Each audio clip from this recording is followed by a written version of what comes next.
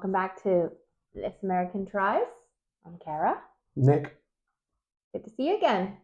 Sure is. I think today we're going to be going through some British slang that I've never heard before until living in the UK. Want to help me go through that? I would like nothing more. All right.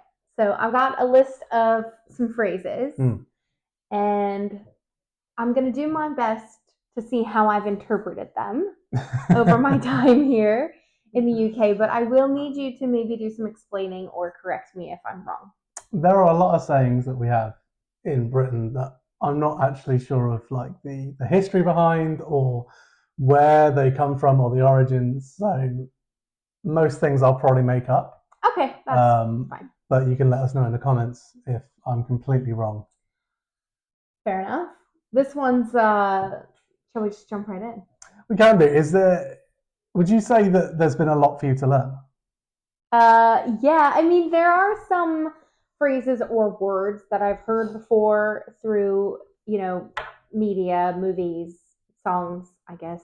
Things like that I've heard before and maybe not known where they came from. I know maybe it was a year or two ago, like cheeky Nando's was really big on the internet, and I was like, well, what's cheeky about Nando's? And I think cheeky was one of the words that I had the hardest time kind of grasping what it actually meant. I feel like I would use it correctly, but not actually understand what it meant.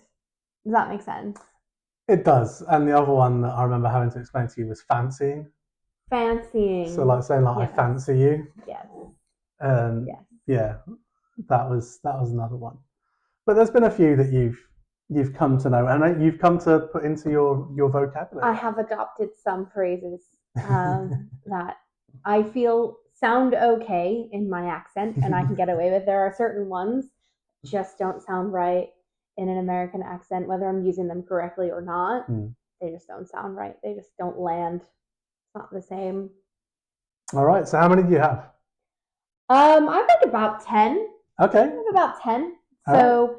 I think one that you've said that really made me laugh, and I was like, what does that even mean? Was Bob's your uncle. Bob's your uncle. Yeah. Do you want to use that in a sentence? Yeah, I'm not sure if there's. I can ask you if there's a similar Americanism for it. But it's to say, okay, you take the left at the end of the street. You keep going straight down for about a mile. Take the end at the right. Bob's your uncle. You there? Bob's your uncle. Yeah, we wouldn't say that. I mean, obviously, there's a lot of regional dialects in the UK, but also in the States. And I think you definitely wouldn't say Bob's your uncle. At least I've never heard it in the States. I mean, maybe there are people that use it, and I've just not heard it before coming here. But you would say, if you were giving someone directions, you'd probably like, and that's that. Yeah, it's kind of like and there you go, or there you are, or like, and voila. Right. Or hey presto. Do you hey presto? I don't personally. I think that makes me sound like a 70-year-old man. Hey presto. It's a little old manish. It's a little old manish. But yeah, Bob's your uncle. I don't know where it comes from, but I think the full expression is Bob's your uncle, Fanny's your aunt. Oh. I could be completely wrong. But yeah, Bob's your uncle and Fanny's your aunt. And I don't know where that comes from, but I know that that's the full expression. Do I say Bob's your uncle often? Occasionally. Okay. It's not a Nickism. It's a little old manish. It's not a Nickism, but it's made its way in so much so that I remember to put it on the list. Fair play. Yeah. So that brings us also to another phrase that I think might kind of tie into Bob's your uncle, which is done and dusted. And what's the rest? No. It's not the rest. Done and dusted. You don't say done and dusted? No, but there's a second part of that. No, that's just something that I heard and now say, which is done and dusted, kippers and custard. Oh, so that's not actually... I don't think that's the saying itself. Oh, but well, done and dusted, kippers and custard, but just done and dusted. It's all done and dusted. When all's said and done, it's all cut and dried. Yeah, we would say that. All said and done, cut and dried. But you wouldn't say done and dusted. I don't think so. Again, maybe in other regions, or maybe it's just not something that my family used, so I never heard it. But I've definitely never heard done and dusted kippers and custard. I don't even know what a kipper is. A kipper is a fish. I don't want that. It's like it's a fish that some people will have for breakfast. Smoke me a kipper. I'll be back for breakfast. I'm all right. So am I. But done and dusted, I don't know where the expression comes from, but I'm guessing it means like when everything's finished, once you've finished cleaning something and you've dusted it off, boom, Bob's your uncle. It's ready to go. Boom, Bob's your uncle. Done and dusted. Done and dusted, kippers and custard.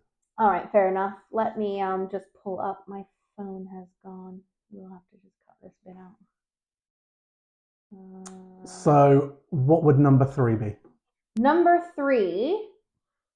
So number 3 would be more of a name that you would call someone. So okay. You'd be like, hey buddy, hey pal, hey chief. I think you know where this is going. Geese. Geese. I'm not sure how often geese is used. Oh, in this house? Yeah, I was about to say. Very frequently. Outside of this house, I'm not so much. But like, it's not something that would be said north of the Midlands of the country. Like, it's very, very London to call someone a geezer. He's a bit of a geezer. It just means he's a bit of a lad, a bit. You know, I don't know what are the American. I mean, you call the guy that gave us our pizza the other day. Cheers, geese. Cheers, geese. So like, he's a bit of a geezer. He's a cool guy. He's a little bit wee, a little bit woo, a little bit. You know, I don't know how to describe it because I know in America you would call a geezer an old person. Yeah, an old person is a geezer. Like, oh, he's an old geezer. An old geezer. Yeah. So a geezer in the UK would be like a bit of like you call it a wide boy. What would you call it in the States, like in New York, if you've got someone like who's the go-to guy? You know, he might be selling watches one day. He might be selling right, like DVDs. You would just say like I have a guy or I have a hookup. Yeah, okay. He's I know someone. That's your geezer. Yeah. So, but between me and some of my friends, would be like, "You're right, geezer. How's it going?" Like, it's a very London thing. I don't think anyone would say it up north here. No one would like, "Around geezer." You know, it's like down south. So geezer, geese. Yeah. Yeah, bit of a geezer. Bit of a geezer. Number 4. Number 4, result. That's a right result. And right, also you would say that's well, whatever, or that's a right, whatever. We wouldn't say that either, but I'm going with result. I think you're pointing out how badly I speak now because like, it's just like, that's a right result. So like if something's a result, it means it's good. It means the outcome is generally positive. So like I found £5 on the floor earlier. It was a right result. Yeah. Or it stopped raining long enough for us to go outside. Result. Yeah. Again, it's something that I think is a little bit southern here. And if you're northern and watching this and you say result, let me know because I'm terribly sorry if I've offended you for your use of the word result. But yeah, that's a bit of a result. Bit of a result. Bit of a result. Yeah. Well, I think the first time you said that, I was like, oh, what? Yeah, I think I said it over text as well. Yeah, and I was like, result for what? You got your results back? I didn't really get it. All right, so what you got next? So if something is a bit of a result, then you may be really chuffed about it. Chuffed. Chuffed. Yes. Do you use chuffed? Absolutely not. It's not one that's made it into my vocabulary at all. I don't say chuffed. To be fair, you don't really say chuffed. I think I would say chuffed if I was surprisingly happy about something. Like if I was surprised to be as happy as I was. I was quite chuffed about that actually. But generally speaking, like to say you're chuffed is to say you're happy with something. I'm chuffed to bits about that. Chuffed to bits? I'm chuffed to bits about that. That's cute. Yeah, oh, is she happy about it? Oh, yeah, she's chuffed to bits. We speak weird here. We speak weird. We speak odd. Geese. Geese. All right. So another one that I have is that I don't say because I feel like it sounds really wrong in my accent, but knackered. Knackered. Yeah. Okay. Yeah. I wanted to make sure that I Yeah. So knackered means tired. very tired. You don't use the word. No, absolutely not. It just Okay. doesn't sound right. Even if I drop the R, knackered. It's funny because I think when I've met Americans also as well, it's a word that I do use a lot. Mm-hmm. It's the question I get asked. It's like, hey Nick, what's knackered? Well, I knew what it meant. Yeah. I just don't use it, and it's not a word that we commonly use in the States. We would just say I'm really tired or I'm exhausted or Yeah. you know So yeah, knackered. I'd say I'm knackered, or it means worn out. Right. So like, say I'm knackered, or my car broke down. Yeah, I think it's knackered now. Right. There's also knackers, which is a euphemism for like your nuts. Oh. So like he got kicked in the knackers. So there's actually going to be a lot of cuts in this video, which is going to be a lot of fun to edit because it's actually bonfire night weekend, and which means our dog, as you can hear, Ozzy, is really excited by all of the fireworks and wants to yell at them because yelling at fireworks makes them stop, apparently.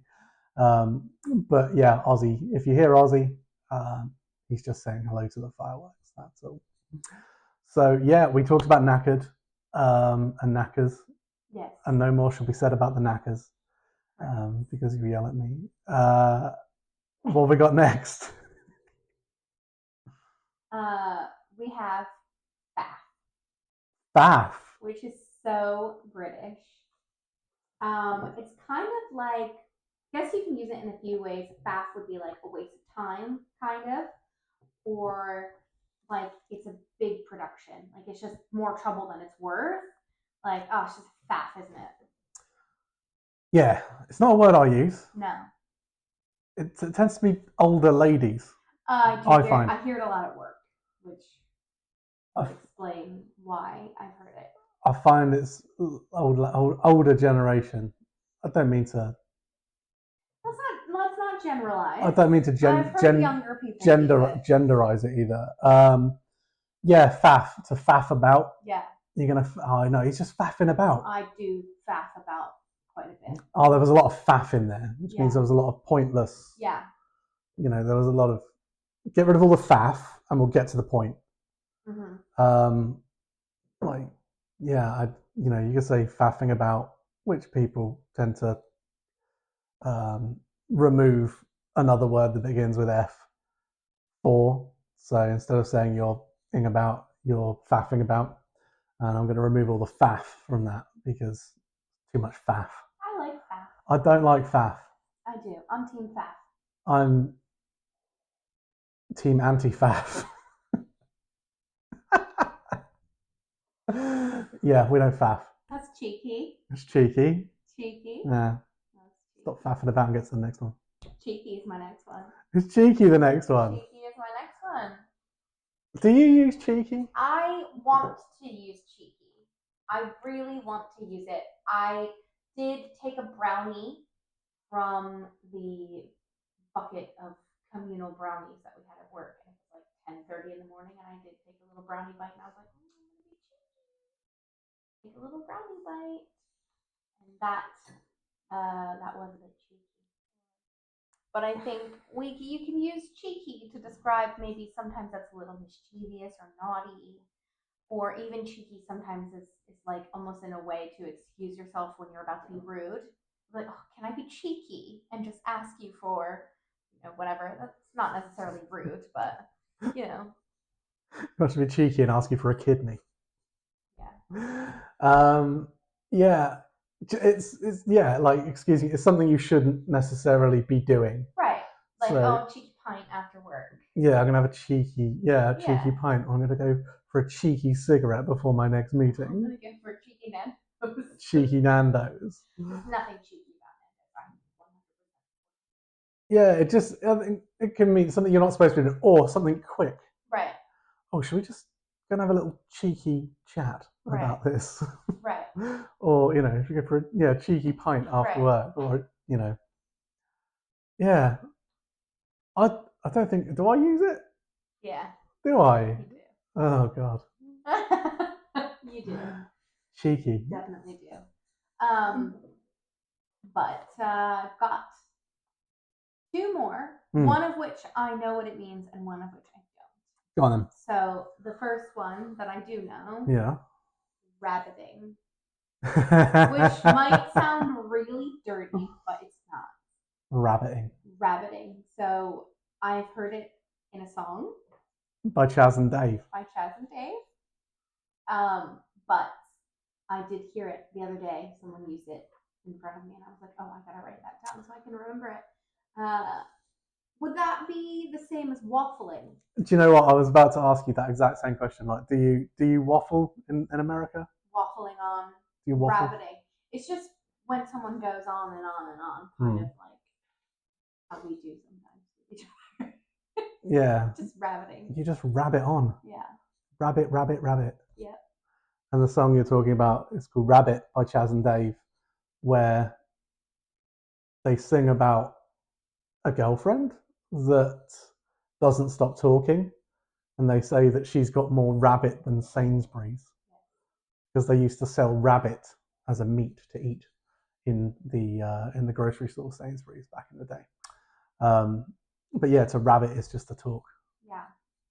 And the last one that I've heard people use, which I can kind of get from context, but I don't actually know for sure, is sod. Sod, S-O-D. Yes. Now I don't know the background of it, right? It might be short for something. It might not be. But like, I'm sure someone can explain this better than I can. But to call someone a sod, like he's a sod. Yeah. The other word is git that people would use as well. He's a bit of a git, isn't he? It's like what you'd call like an SOB. Okay. So like a sod, like, oh, you're a sod. You can sod off. Right. It's multi-purpose. Right. So you're a sod off. Sodding, as in like, I've lost my sodding keys. Oh, I haven't heard anyone use that. Yeah, and sod's law. What's that? Which means like, just means, well, it's bound to go wrong. Sod's law would dictate that because I've set up all of these tables outside and these beautiful tableware, it's going to rain. Sod's law, isn't it, mate? Murphy's law. Sod's law, yeah. Law of the sod. Somebody can probably explain that better than I can. But where have you heard the word sod? What 60-year-old man have you been hanging around with? Not a 60-year-old man. I hear it at work. Sod off. Yeah. Oh, you cheeky sod. You cheeky sod. Yeah. It's a generation above ours. I think it would be like our parents. This person was much younger. Oh, really? Yeah. I always feel like it's a generation above ours. Like, I used to have a boss who used to say it all the time. I'm like, oh, lost my sodding keys. Well, pick up the sodding phone. She didn't use it like that. She used it as like calling someone. That's odd, yeah. Yeah. I'm sure someone can explain it better than I can. If you can, you know where to go. Comment down below and let us know what sod is or how you would use it. All right. Let's close this out, because I'd love to ask you, what Britishism do you feel that you have absorbed into your daily speak? Oh, taking the piss. Taking the piss. Don't take the piss. Do not take the piss. You're taking the piss. It's a good one. It's my favorite. And it sounds fine in my accent, so I can say it. Yeah. Yeah. It's a good one. Yeah, I must say that daily. It's a good one. Yeah. Nice. All right. Well, thank you for joining us. Hope this was educational for you. It was a little bit for me. And me. Well, until next time. Cheers.